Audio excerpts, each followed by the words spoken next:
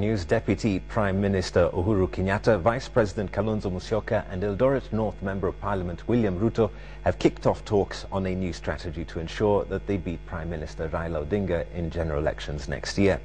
Sources privy to today's closed-door meeting attended by the three say that the presidential hopefuls are also considering having a compromise candidate from the G7 group in case Uhuru and Ruto are stopped by a local court from contesting the presidency.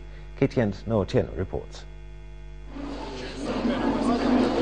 The Norfolk Hotel meeting that lasted over 3 hours began what sources say is the first serious talks about what happens if Uhuru and Ruto do not get the green light to contest the presidency in next year's general election.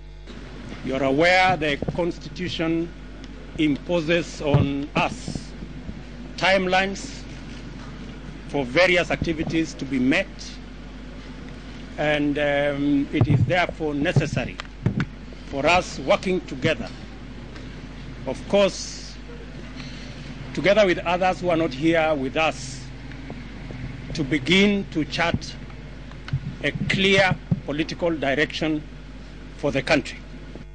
Sources privy to the talks say that although they did not conclude their deliberations, they have begun considering whether Kalonzo Musyoka would be a good compromise candidate, given that Uhuru and Ruto's ICC cases might complicate matters not just at The Hague but also within the local courts, where a case questioning their eligibility for the presidency is ongoing at the High Court.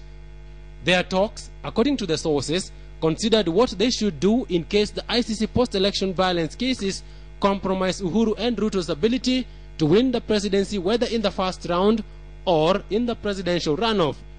But they told journalists they are working on a pact both for the first round and the second round.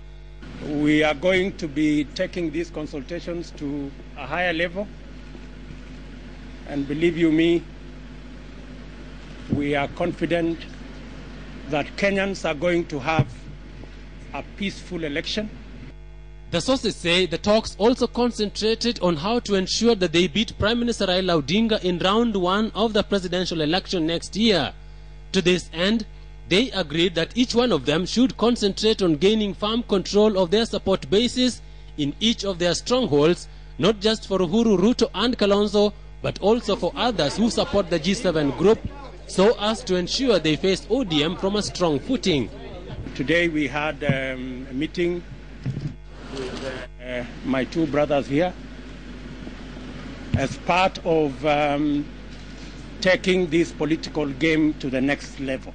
The Norfolk meeting, according to the sources, decided that Deputy Prime Minister Musalia Mudavadi's sudden support for local trials of Uhuru and Ruto for the post-election violence cases needed further scrutiny given its timing. They could not therefore confirm to the media who else they'll be talking to about the compromise candidate. Just keep your eyes wide open. You will see them, because they will come. The Alliance Party of Kenya, famously referred to as the BAS, will be making a major announcement this weekend, and it is expected that the announcement will have a big bearing on Uhuru, Ruto and Kalonzo's plans. In reaction to the opinion polls showing Uhuru and Mudavadi to be having a big chance of beating Raila in the runoff, the ODM party has started a 2-day strategy meeting in Naivasha to chart the way forward. Although this is not the first time these three are talking about a pre-election pact, the resultant effect of this meeting will be to reverse the recent debate that these three were pulling apart in different directions, with Deputy Prime Minister Uhuru Kenyatta running away with both the popularity and the numbers in the so-called G7 alliance. Notieno, KTN, Nairobi.